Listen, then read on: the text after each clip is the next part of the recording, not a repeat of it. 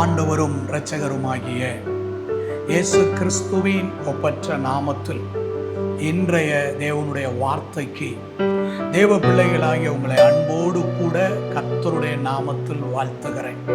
சங்கீதம் 66:5 சொல்லுகிறது, தேவனுடைய செய்கைகளை வந்து பாருங்கள், அவர் மனுபுத்திரரிடத்தில் நடப்பிக்கும் கிரிகையில் பயங்கரமானவர். கடலை உலர்ந்த தரையாக மாற்றினார், ஆற்றை கால்நடையாய் கடந்தார்கள், அங்கே அவரில் களி கூர்ந்தோம். பார்வோனுடைய கரத்துல அடிமைப்பட்டிருந்த தம்முடைய ஜனமாகிய இஸ்ரவேல் ஜனங்களை ஆண்டவர் விடுதலையாக்கி வாக்குத்தத்தம் பண்ணப்பட்ட தேசத்திற்கு நேராக ஆண்டவர் அவர்களை அழைத்து கொண்டு போகிறார். அவர்கள் வாக்குத்தத்தத்தின் தேசத்தை சுதந்தரிக்கிற காலம் வந்துவிட்டது. ஆபிரகாமோடும் ஈசாக்கோடும் யாக்கோப்போடும் செய்த உடன்படிக்கையை ஆண்டவர் நினைவு கூர்ந்து அவர்களை விடுதலையாக்கினார். அவர்களுக்கு முன் சென்றார். ஆனால் அவர்கள் செல்லும் வழியிலே சிவந்த சமுத்திரம் அவர்களுக்கு ஒரு பெரிய தடையாக இருந்தது.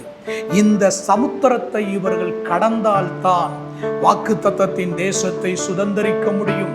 இந்த பாதையை இவர்கள் கடந்தால்தான் பாலும் தேனும் ஓடுகிற தேசத்தை, கட்டாத வீட்டை, வெட்டாத கிணறை, நடாத தோட்டத்தை, இவர்கள் நடாத கனியை புசிக்கிற வாக்குத்தத்தத்தை சுதந்தரித்து கொள்ள முடியும். கர்த்தருடைய ஜனமே, இன்றைக்கு உங்களுடைய வாழ்க்கையில கூட ஆண்டவர் நல்ல வாக்கு தத்தங்களை தந்திருக்கிறார்.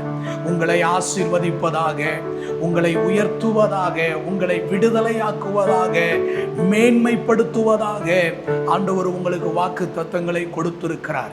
இஸ்ரவேல் புத்திரர் எப்படி வாக்கு தத்தத்தின் தேசத்தை சுதந்தரிப்பதற்கு அவர்களுக்கு அந்த சமுத்திரம் தடையாக இருந்ததோ, அப்படி நீங்களும் கூட உங்களுடைய வாழ்க்கையில தேவனுடைய நன்மைகளை, தேவனுடைய ஆசீர்வாதங்களை சுதந்தரிப்பதற்கு சில தடைகள் உங்களுக்கு முன்பாக இருக்கலாம்.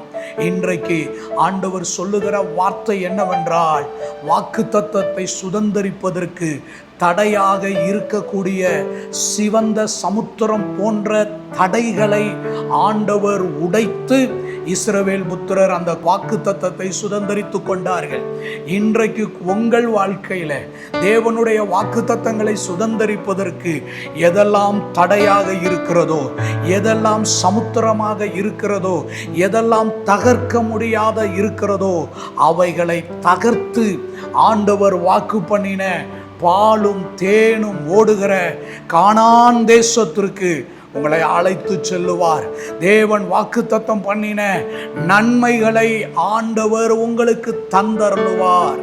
நாம் ஜெபிப்போம். அன்பின் நல்ல ஆண்டவரே, இயேசு கிறிஸ்துவின் நாமத்தினாலே தேவனுடைய வாக்குத்தத்தங்களை நாங்கள் சுதந்தரிப்பதற்கு எதெல்லாம் தடையாக இருக்கிறதோ, அந்த தடைகள் இன்றைக்கு எங்கள் வாழ்க்கையில் உடைக்கப்பட்டு நன்மைகளை சுதந்தரிப்பதற்காக உமக்கு நன்றி சொல்லுகிறோம். இயேசுவின் நாமத்தில் பிதாவே, ஆமென். God bless you.